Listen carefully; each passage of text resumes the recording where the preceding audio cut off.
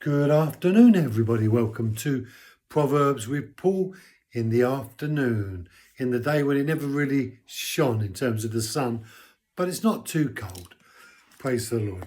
Proverbs chapter 14, verse 34.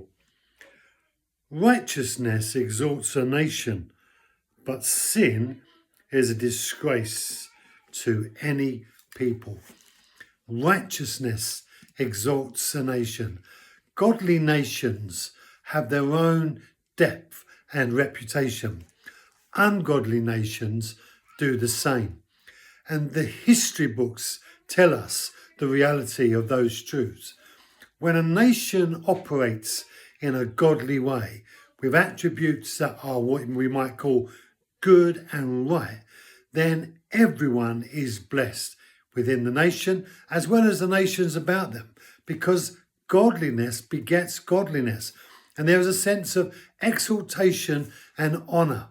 This country once had a reputation of being something really precious. Sadly, those days have long gone.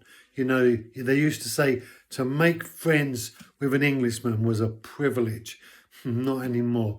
The times have changed so much. People used to keep their word, but that's all disappeared. But there are so many breakdowns in our society as it relates to our historic Christian heritage.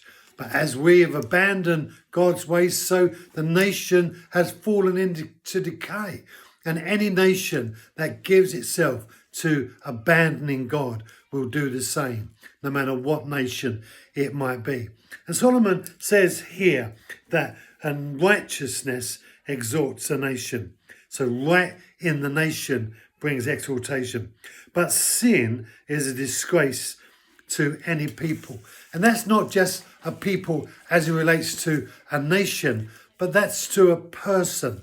Any person that chooses to disregard righteous living will be insulted.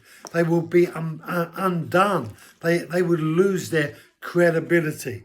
Solomon puts it, sin is a disgrace to any people, any person. And sin leaps and it creeps all over the people who give themselves to it. It entices you and draws you into its snare in order to capture you.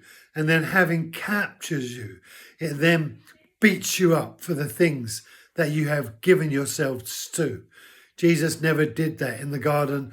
Neither did he do that any temptation, not the desert. He always resisted sin. And as a result, he stayed in righteousness. Brothers and sisters, if you want confidence in the presence of God, if you want confidence when you draw near to the people of God, when you don't want to feel ashamed or embarrassed, then the thing to do is to walk in the righteousness that God has provided. And the great thing about Christianity is that God not only has given us a directive of righteousness, but he's given us the means to fulfill the righteousness, because by grace we are able to fulfill his righteousness in our lives. Don't let the enemy deceive you and lure you into the pigsty all over again. Because if he can, brothers and sisters, he will. Resist him in every way. Thank you for joining me. Be blessed. Have a great afternoon, and I'll see you tomorrow.